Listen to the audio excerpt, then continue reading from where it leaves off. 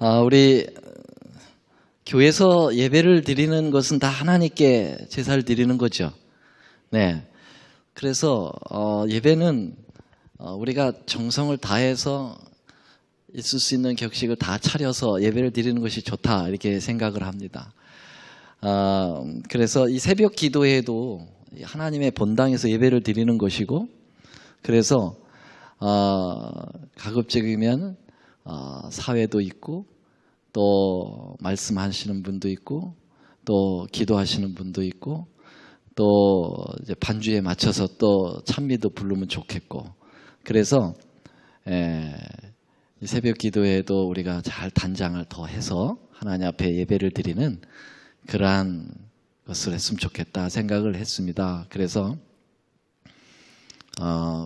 피아노 반주가 못 나오셔서 우리 하재련 우리 성도님이 반주를 아주 잘 하시니까 피아노 대신 기타로 좀 제가 부탁을 드렸어요. 그랬더니 아주 열심히 준비해가지고 오셔가지고 오늘 처음이라 이게 싱어하고 조금 안 맞았지만 앞으로는 잘 맞을 거라고 생각이 됩니다. 그래서 성경 시편에 보면은 우리 하나님 앞에 찬양을 돌릴 때 여러 가지 악기를 가지고 돌리라고 그랬잖아요. 비파와 수궁과 그 다음에 소고치고, 그렇죠? 그래서 하나님 앞에 영광이 되는 악기는 다 사용하면 좋겠어요. 뭐 혹시 우리 어르신들 보면은 이 색소폰도 잘 부시더라고요. 전자 색소폰. 그것도 가져 나오셔서 부르시면 참 좋을 것 같아요. 그래서 여러 가지가 어울려서 하나님께 영광이 되어지면 참 좋겠다 이게 생각이 됩니다. 그래서 이 새벽 기도에 혹시 이제 사회가 배정되거나 말씀이 배정되거나 여러 배정이 주위에다 좀 붙여놨는데 좀 번거로우시고 힘드시더라도 좀 이렇게 미리 좀 준비해 주셔서 이렇게 예배를 하나님 앞에 온전히 드렸으면 참 좋겠다 그렇게 생각합니다. 그래서 찬미 같은 것은 미리 이렇게 주시면은 준비를 해가지고 오시니까요. 사회 맡으신 분들은 미리 찬미를 좀 준비해가지고 준비 찬미는 3곡 정도는 준비를 하시고요. 그 다음에 첫 찬미, 그 다음에 둘째 찬미, 마지막 찬미 이렇게 3곡을 미리 말씀해 주시면 좋겠습니다. 감사합니다. 오늘은 계속해서 실물교훈에 있는 말씀 우리가 공부하고 있습니다. 오늘 챕터 2 길가에 떨어진 시에 대해서 말씀을 좀 드리겠습니다. 우리 본문의 말씀은 마태복음 13장입니다. 마태복음 13장.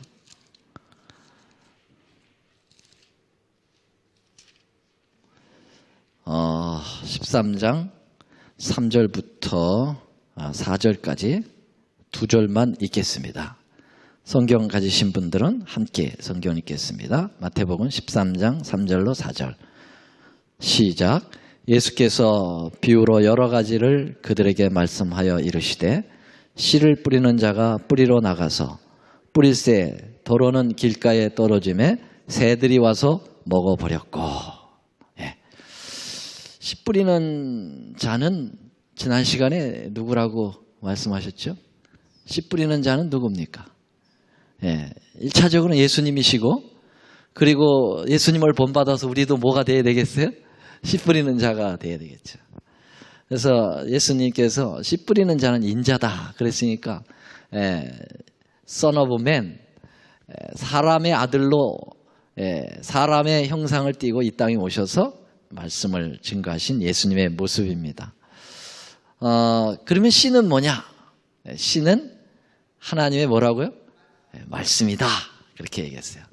농부들이 씨를 뿌리려면 집 안에서 뿌리는 게 아니라 집 밖으로 나가서 뿌려야 되듯이 예수님께서 씨를 뿌리기 위해서 그냥 하늘 보좌에서 이렇게 뚝뚝 던지신 게 아니라 직접 이 지구성에 오셔서 씨를 뿌려주셨다. 근데 그 씨는 하나님의 말씀으로 뿌려주셨다 그랬습니다. 자, 이 말씀에는 뭐가 있습니까? 이 씨에는 뭐가 있죠? 생명이 있다고 그랬어요. 그래서 씨를 심으면 거기서 생명이 솟아납니다. 그렇죠? 그래서 현미하고 백미 차이 말씀드렸죠? 백미는 오래 물에 담궈두면은 나중에 뻘겋게 썩지요. 근데 제대로 된 현미는 오래 놔두면은 그 물에 싹이 나온다 그랬어요. 그게 생명이 있는 것이죠. 그런 것처럼 하나님의 말씀은 살아 움직이는 것이죠. 사람을 변화시키는 것이죠. 그래서 말씀이 들어가야만 사람의 마음이 변화되어야 되는 거예요. 자, 그러면 이 씨를 우리 예수님이 오셔서 이렇게 딱 뿌렸는데 모든 밭들이 다 그 씨를 잘 받아들여 가지고 30배, 60배, 100배의 그러한 결실을 내면 얼마나 좋겠어요. 그런데 밭들이 종류가 여러 가지란 말이죠. 그래서 이 여러 가지 종류의 인간의 죄된 밭들을 우리 예수님께서 비유로 말씀하셨어요. 그래서 그러한 인간들의 죄된 마음의 밭들을 이런 현상은 뭐뭐 때문에 온다. 그러니까 요런 것들을 개선하면 옥토가 될 수 있다. 그렇게 해서 4가지 밭을 종류를 설명을 하시죠. 첫 번째 밭은 무슨 밭이죠? 오늘 공부하는 길가라고 하는 밭입니다. 이것도 뭐 밭은 아닌데 이 밭이었는데 길가가 돼버린 거죠. 오늘 좀 살펴보겠어요. 깊이. 두 번째는 무슨 밭이죠? 돌짝밭이죠. 그죠? 돌이 많은 밭이에요. 좋은 밭이에요? 나쁜 밭이에요? 좋지 않아요. 세 번째는 무슨 밭이죠? 가시덤불이 많이 난 밭이죠. 이것도 안 좋습니다. 그렇죠? 그리고 네 번째 밭은 그게 이제 옥토가 되는 거예요. 옥토가 되는 것은 이 길가의 밭이 고쳐지고 또 돌짝밭의 밭이 고쳐지고 그 다음에 가시덤불 밭이 잘 고쳐졌을 때 옥토가 되겠죠. 그렇죠? 우리는 결국 옥토를 향하여 이제 가게 되는데 예수님께서 그 4가지의 밭을 우리에게 설명하시면서 우리가 그러한 옥토가 되도록 이렇게 주께서 권면해 주시는 것이죠. 여러분, 아무리 씨를 뿌리는 자가 정성을 다해서 씨를 뿌려도 그 씨를 받아들여지는 그 밭의 상태가 좋지 못하면 결국 그 씨는 정상적으로 성장할 수가 없어요. 뭐 씨가 문제가 있는 게 아니에요. 그렇죠? 씨는 물론 씨에 문제가 있을 수 있겠어요. 그런데 예수님께서 뿌리는 씨는 완벽한 씨입니다. 그렇죠? 분명한 생명이 가지고 있는 씨예요. 그래서 제대로 된 씨를 잘 뿌려도 그것을 제대로 받아들일 수 없다고 하면은 예수님조차도 제대로 된 결실을 못 얻고 가실 수밖에 없다라고 하는 사실입니다. 그렇죠? 예수님은 우리의 마음 밭을 이렇게 가꿔주기를 원하고 계시고 그렇게 주님께서 인도하고 계시지만 계속 고집하고 그걸 거절해버리면 예수님도 어떻게 할 수가 없는 거죠. 그렇죠? 예수님이 12제자들 잘 교육시킬 때 유다 같은 사람은 끝까지 거절함으로써 예수님 팔고 죽어버리고 말아버렸어요. 결국 예수님은 유다에 대하여 어떻게 강제로 하실 수는 있었겠죠. 그러나 예수님 우리에게 자유의지를 주셨기 때문에 강제로 하지는 않는다는 거죠. 그래서 이렇게 권면을 하고 예수님도 기도 많이 하시고 우리의 마음밭을 그렇게 갈고 나가도록 그렇게 원하신 것입니다. 여러분, 우리 플로리다에 비가 많이 오는데 비가 억수같이 쏟아지더라고요. 근데 여러분, 밖에다가 바가지를 엎어놓느냐 제껴놓느냐에 따라서 상태는 완전히 달라져요. 그렇죠? 억수같이 비가 쏟아져도 바가지를 이렇게 엎어놔버리면 비 한 방울도 안 들어갑니다. 맞습니까? 맞습니까? 그렇죠? 제껴놓으면 오는 비 다 들어갑니다. 그렇죠? 예수님의 능력과 성령의 강력한 역사가 억수같이 쏟아져도 뚜껑을 이 바가지, 우리의 마음의 바가지를 엎어놔버리면 한 방울도 안 들어가는 거예요. 한 방울도.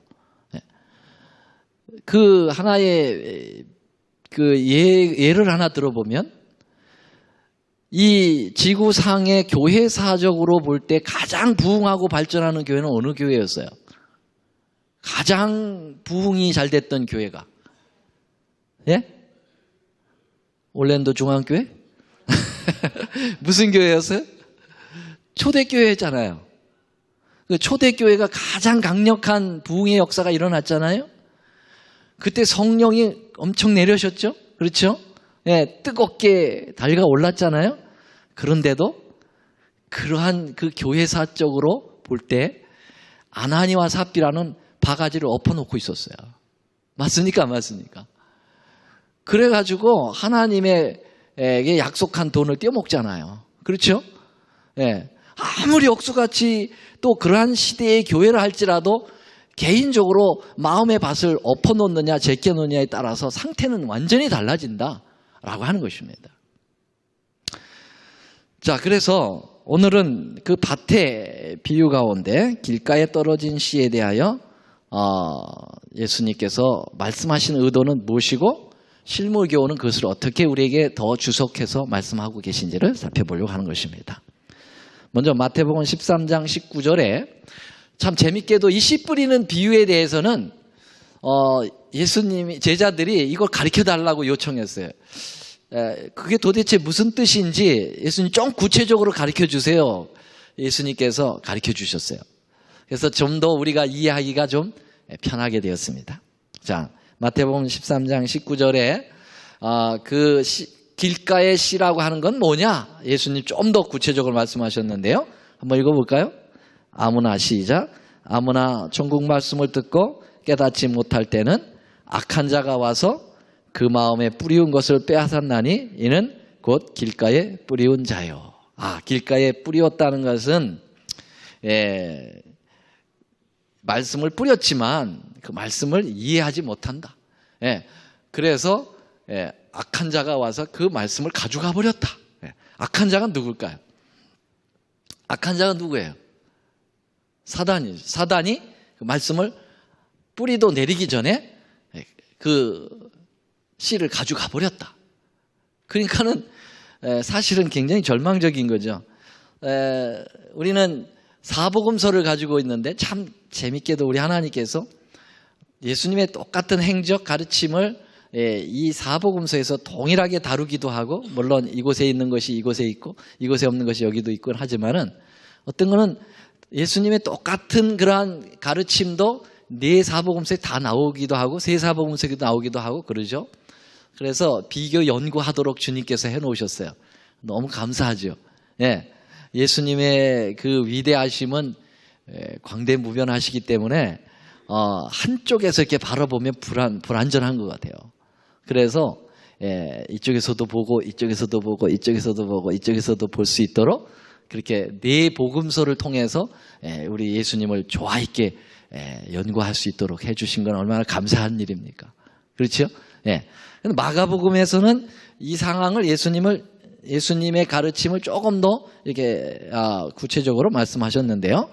마가복음 4장 15절에는 말씀이 길가에 뿌리웠다는 것은 이들이니 곧 말씀을 들었을 때 사단이 즉시 와서 저희에게 뿌리운 말씀을 빼앗아 가는 것이다. 마가복음, 이 마가는 예수님의 그 가르침을 잘 듣고 그 악한 자가 그 뿌린 씨를 가져갔다고 그랬는데 이걸 구체적으로 설명하면서 그 악한 자가 사단이다라고 지목해서 설명하고 있습니다. 그 다음에 누가복음 8장 12절에는 길가에 있다는 것은 말씀을 들은 자니 이에 마귀가 와서 그들로 믿어 구원을 얻지 못하게 하려고 말씀을 그 마음에서 빼앗아가는 것이요. 좀 더 구체적으로 말씀하고 있습니다.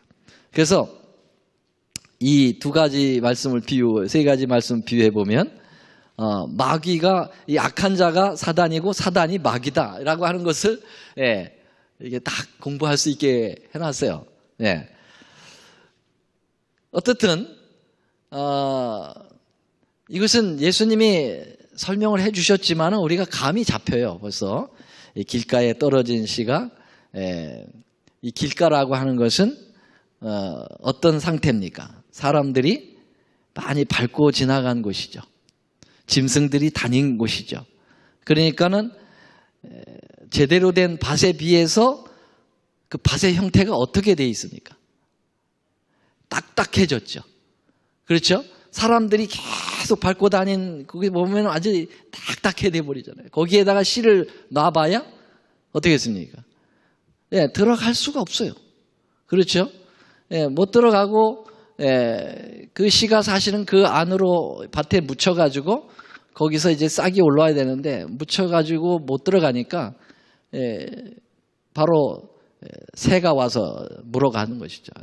다른 것이 와서 집어가는 것이죠. 실물교훈에는 이렇게 간단하게 먼저 설명하고 있습니다. 길가에 뿌려진 씨는 주의를 기울이지 않고 듣는 자의 마음에 떨어진 하나님의 말씀을 나타내고 있다 그랬어요. 주의를 기울이지 않는다. 왜 딱딱해졌느냐 이거예요. 왜 길가가 됐느냐. 이 부분에 대해서 화이트보이는 말씀을 귀 기울여 듣지 않는다. 그런 표현을 했어요. 예. 여러분 세 가지 밭 중에서 옥토를 빼고 세 가지 밭 중에서 어떤 밭이 가장 심각한 밭이라고 생각합니까?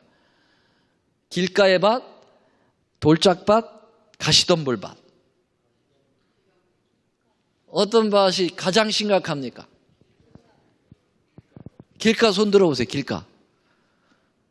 그 다음에 돌짝. 그 다음에 가시덤불.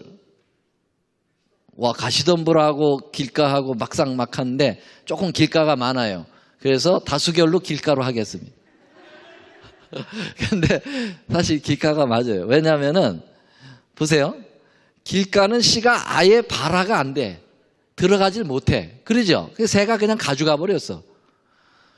근데 돌짝밭은 일단은 씨가 들어가서 싹이 트는데 돌 때문에 싹이 제대로 못 트는 상태예요. 그렇죠? 그러니까 조금 길가보다는 조금 나은 거예요. 근데 가시덤불밭은 많이 손 들으셨는데 가시덤불밭은 씨가 발화를 해가지고 싹이 올라왔어요 이미. 그런데 이제 가시덤불 때문에 해가 막혀가지고 그 싹이 더 자라지 못하는 거예요. 그러니까 가장 시리어스한 거는 어디예요? 길가밭입니다. 길가는 아예 말씀 자체가 마음에 들어가지도 않은 상태를 이야기해요. 예. 그래서 예수님께서 가장 심각한 것부터 다루시는 것 같아요. 제가 보기에는. 자, 이 길가의 마음은 왜 딱딱해졌느냐? 실물교훈은 말씀을 제대로 기울이지 않는다고 그랬는데 그럼 왜 말씀을 제대로 기울이지 못하게 됐을까? 그 원인이 세상적인 거래와 쾌락과 죄로 인하여 굳어진 마음의 상태다. 그렇게 표현했어요. 다시 말하면 세상에 달고 달아버린 마음밭이라는 거예요. 그냥 겉으로는 이제 크리스찬이에요. 누가 봐도 교회는 열심히 다니는데 관심은 다 어디에 있어요? 세상에 온통 관심을 두고 있는 거예요. 세상 뉴스, 세상 연속극, 세상 정치, 세상 스포츠, 맨날 입만 벌리면 집이 어떤 게 좋으냐, 그게 값이 얼마냐, 경제 상황, 연예계에 대한 거, 바삭한 거. 예. 여러분, 우리 그리스도인들은 그런 거 조금 둔해도 될 것 같아요. 내가 보기에는. 예. 그런 것들이 우리의 머리에 가득 채워지면은 말씀이 들어올 자리가 있습니까? 없습니까? 말씀 들어올 수가 없어요. 그래서 이제 우리 그리스도인들 가만히 생태를 보면은 어떤 분들 입만 열리면 세상 얘기하는 거예요. 교회 와서 또 입만 열리면은 계속 세상적인 얘기로 가득 채우는 거예요. 안 하고 살 수는 없죠. 우리가 살아야 되니까. 그런데 그게 주종을 이루면 된다, 안 된다? 안 된다는 거죠. 그 마음이 뭐가 되는 거예요? 길이 돼버리는 거예요. 딱딱해져 버리는 거예요. 점점 딱딱해져 버리는 거예요. 그래서 우리 그리스도인들은 세상 사리 판단에 너무 밝아 있으면 안 된다. 왜냐하면 하나님의 말씀은 순수하게 가지고 이 세상의 원리하고 좀 안 맞을 때가 많이 있어요. 세상의 상식이 안 맞을 때가 많이 있거든요. 근데 세상에 완전히 세상적인 이해타산이 너무 밝아버리고 그러면은 하나님의 말씀이 끼어 들어갈 곳이 없는 거예요. 그래서 어떤 교회는 우리 교회는 아닙니다. 어떤 교회는 이 지도자들이 세상에 그러한 관념을 가지고 교회를 지도하려고 하는, 세상에 그 주고받는 그러한 거래의 원칙이라든지 뭐 이런 거, 세상의 형편이라든지 이런 걸 가지고 교회에 적용하려고 하는 거 굉장히 무섭습니다. 교회는 말씀에 적용을 해야죠. 맞습니까? 세상에다가 적용을 하면 안 되죠. 세상의 원리들은 항상 이기주의적이거든요. 그렇죠? 그리고 아주 정확해야 돼요. 이만큼 주면 이만큼 받아야 되는 거예요. 이런 원리를 가지고 교회에다가 해서 교회에서 뭘 하려고 그러면은 딱 계산해봐. 딱 계산해가지고 이게 될까 안 될까 해가지고 안 된다. 이게 세상적으로 안 된다. 그래가지고서는 무슨 교회가 되겠어요? 교회는 절대로 불가능한 것이 가능하게 이루어지는 것도 아닙니까? 그렇잖아요? 세상의 계산으로 되는 게 아니잖아요, 교회는요. 그래서 하나님의 말씀의 원칙에다가 기준을 둬야지 세상의 어떤 제도라든지 그런 것에 하면 안 돼요. 그렇게 되면 뭐가 되느냐 하면 밭이 길가가 되는 거예요, 길가가. 여러분, 세상의 노래를 많이 부르면 뭐가 재미없어질까요? 세상 노래 많이, 유행가 잘 부르시는 분들 있죠? 그거 계속 입에 달고 다니면서 그러면 뭐가 재미없을까요? 참이 재미없습니다. 참미에 부를 맛이 안 나요. 예. 그래서 유행가 부르면 나쁘다. 그 자체가 나쁘다. 그런 것보다는 진짜의 하나님의 신앙이 뭐 하는 거예요? 막혀진단 말이에요. 예. 그게 문제라고 그래요. 여러분들이, 세상 책 많이 읽으면 뭐가 흥미가 없어질까요? 세상 책 많이 읽으면 소설 같은 거, 예? 뭐 이렇게 주간지 같은 거, 신문도 뭐 이렇게 그런 것들 많이 보면은요, 뭐가 맛이 없어요? 성경 맛이 안 나. 성경을 읽을 재미가 없어지는 거예요. 그래서 문제인 거예요. 그래서 엘렌 화이트이 왜 그분이 문학을 무시하고 그랬겠어요? 무시한 게 아니에요. 너무 어떤 소설이라든지 뭐 어떤 세상적인 잡다한 지식이 너무 많이 들어오면 성경 말씀이 마음의 밭에 이게 씨를 발화를 하지 못하게 만드니까 길가가 되니까 그렇게 하지 말라고 하는 거죠. 그래서 그 세상 친구들하고 많이 사귀면 어떻게 될까요? 교회 사람들하고 사귀는 것이 유치해 보여요. 따분해 보이고 좁쌀해 보이고 그러는 거예요. 세상에 막 기마이가 있거든. 막 기마이. 예? 그래서 세상 친구들 많이 사귀면 안 돼요. 예. 전도하러 사귀는 것은 좋죠. 영향을 줘야지. 영향을 받고 친구들을 사귀면 안 돼요.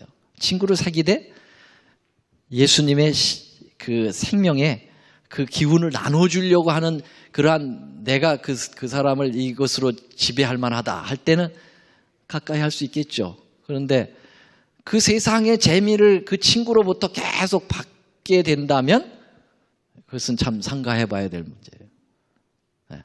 그래서 제가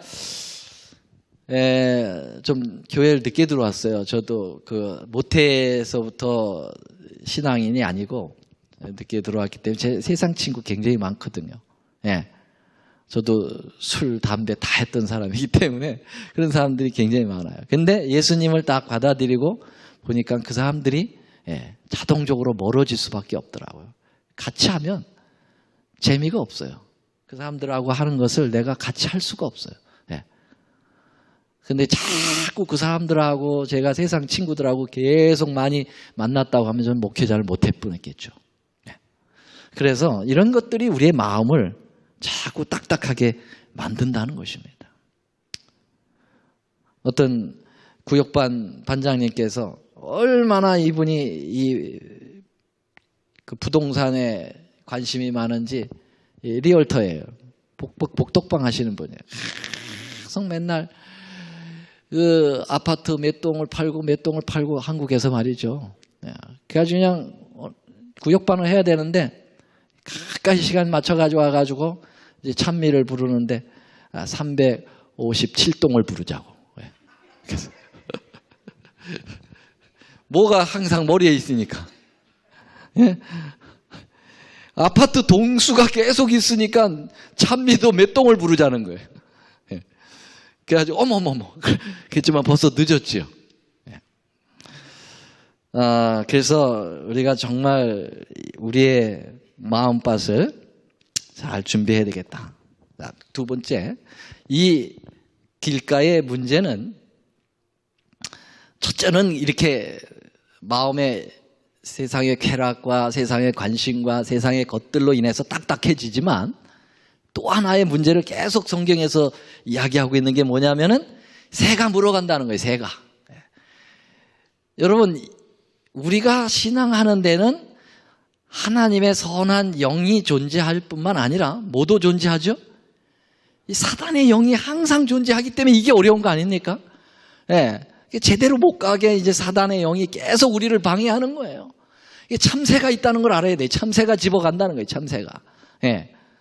그래서 여러분들이 그냥 세상적으로 이렇게 해서 시가 조금 있어도 또 기회가 되면은 또 이렇게 바뀔 수 있다 이렇게 생각할 수 있겠지만 그렇게 기회가 오기 전에 벌써 새가 작동을 해가지고 우리를 완전히 마음밭을 완전히 딱딱하게 버리고 만드는 그러한 상황이 된다는 것이죠. 그래서 여기 신물교회는 이렇게 얘기했습니다. 사단과 그 부하들은 전도 집회에 참석한다. 천사들은 하나님의 말씀이 사람들의 마음에 감명을 주도록 힘쓰는 반면에 사단은 그 말씀이 아무 효과도 나타내지 못하도록 재빨리 활동한다. 그는 깊은 원한을 갚기 위해 나타내는 악착 같은 열심으로써 하나님의 영의 역사를 방해하려고 노력한다. 여러분, 사단도 일을 굉장히 열심히 한다고 그러잖아요. 그렇죠? 사단이 일을 우리보다 더 열심히 할까요? 더 열심히 해요. 예. 얼마나 열심히 해요. 사단도 자기의 부하들을 많이 가지고 있지 않습니까? 천사 얼마를 꿰어가지고 이 땅에 왔습니까?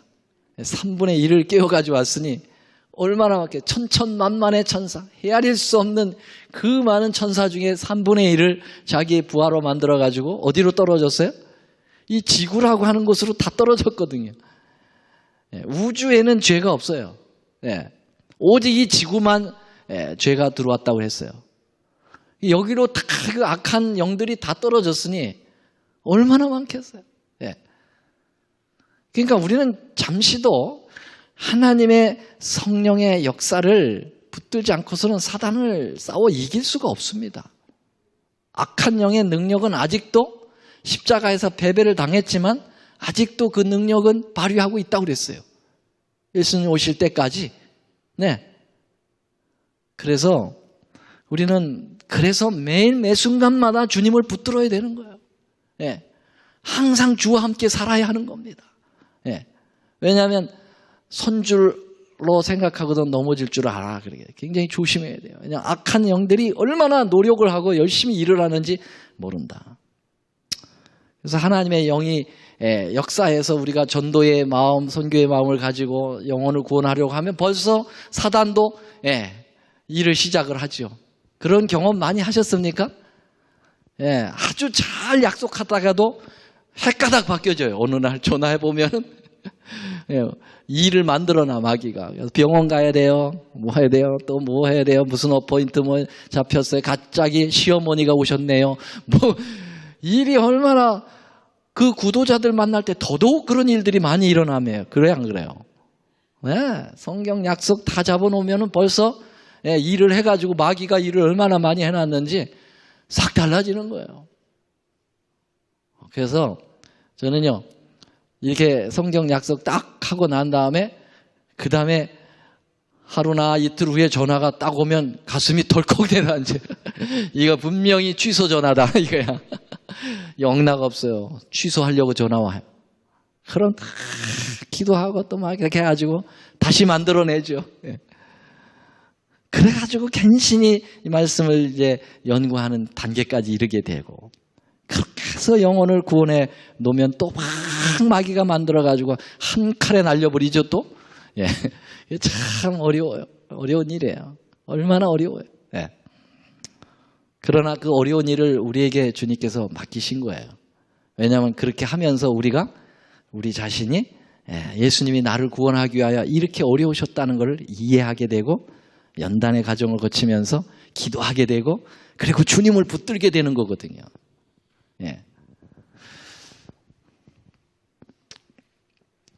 길가와 같은 마음밭의 사람들은 마음이 완고하여 말씀을 들어도 그것을 받아들이고 그대로 살려는 것이 아니라 사단의 유혹에 편승해서 설교자의 말씀을 들을 때 그것을 비평하고 의심하고 불신을 갖게 된다고 실무교훈은 이야기하고 있어요. 그러니까 이 마음밭에 이 길가가 되신 분들은 그러한 사람들은 이 하나님의 말씀을 막 설교하는 설교를 받으려고 생각하는 게 아니라 평가하려고 듣는다. 평가를.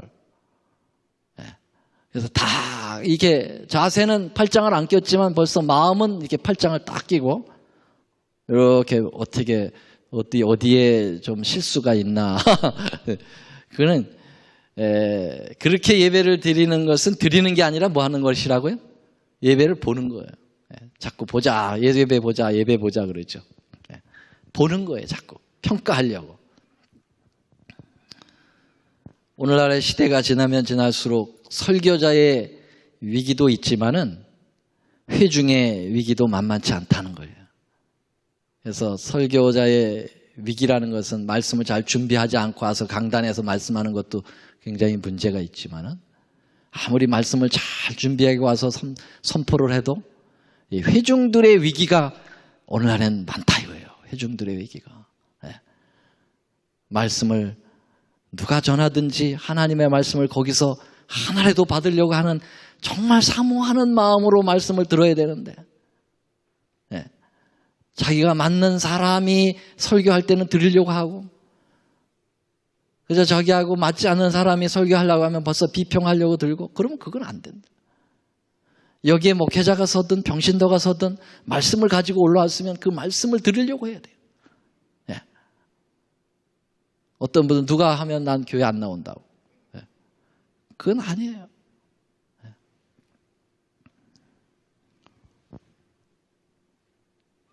회중들의 마음밭이 너무나 황폐되어 있다는 사실입니다. 이 말씀을 읽고 마치겠습니다. 사단은 많은 조력자를 갖고 있다. 그리스도인이라고 주장하는 많은 사람들이 다른 사람들의 마음에서 진리의 씨를 빼앗는 유혹자를 도와주고 있다. 하나님의 말씀을 전하는 설교를 들은 많은 사람들이 그 설교를 가정에서 비평의 주제로 삼고 있다. 그들은 세상의 강연이나 정치 연설가의 말을 비평하는 것과 같이 설교를 비판한다. 그들은 마땅히 여호와의 말씀을 받아들여야 할 그 기별을 소홀히 하고 비꼬는 말로 논평한다. 그들은 목사의 인격과 동기와 행동에 곁들여 동료 교인들의 품행에 대한 이야기를 아무 꺼리낌 없이 주고받는다. 혹독한 비판을 내리고 잡담과 중상하는 말을 하되 흔히 회심하지 않는 자들이 있는 자리에서 한다. 실물교훈 45쪽에 보면은 참 아주 경고를 분명하게 하고 있는데요. 하나님의 말씀을 듣고 그것을 사단이 뺏어가는 일에 동조하는 그리스도인이 있다고 그랬어요. 그게 뭐냐? 말씀을 듣고 말씀에 대한 비평이에요.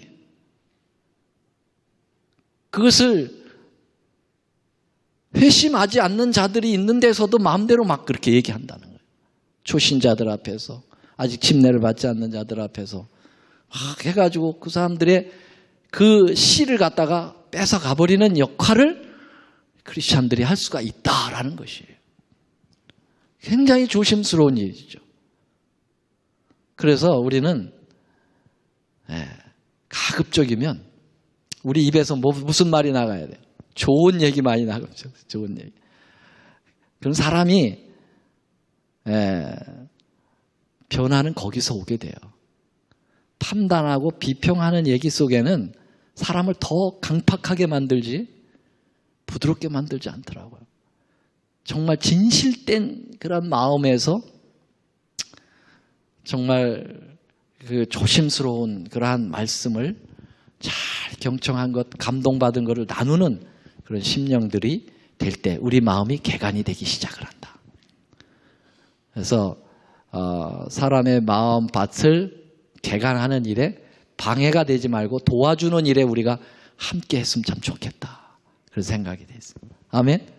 가장 먼저는 우리 자신이 먼저 개간이 돼야 되고 그 다음에는 우리 주위의 분들을 우리가 도와줘야 된다. 도와줘야 된다. 다 흠이 많아요.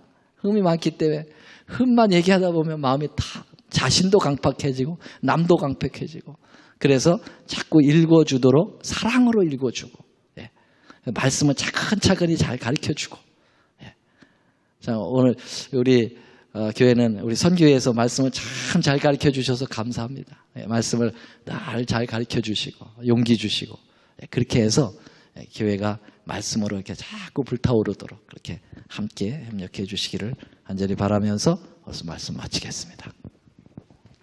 하늘에 계시는 우리 아버지 감사합니다.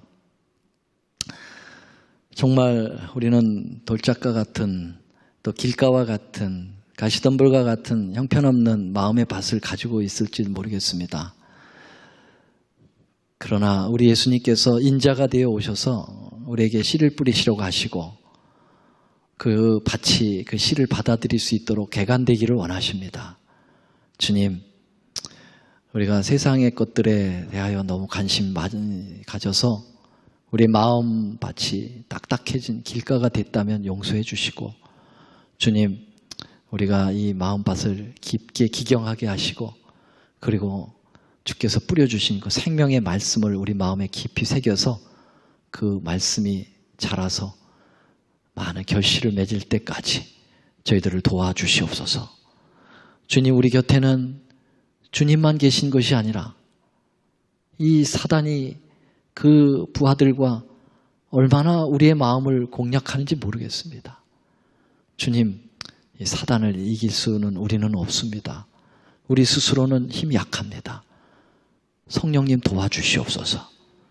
저희가 사단의 편에 서서 일하지 않게 하시고 하나님 편에 서서 일하도록 도와주시옵소서. 오늘 흩어져서 드려지는 간절한 개인 기도 위에 함께 하셔서 우리가 이번 한 주도 말씀과 기도로 승리하도록 도와주옵소서. 예수님의 이름으로 간절히 기도 올리옵나이다. 아멘.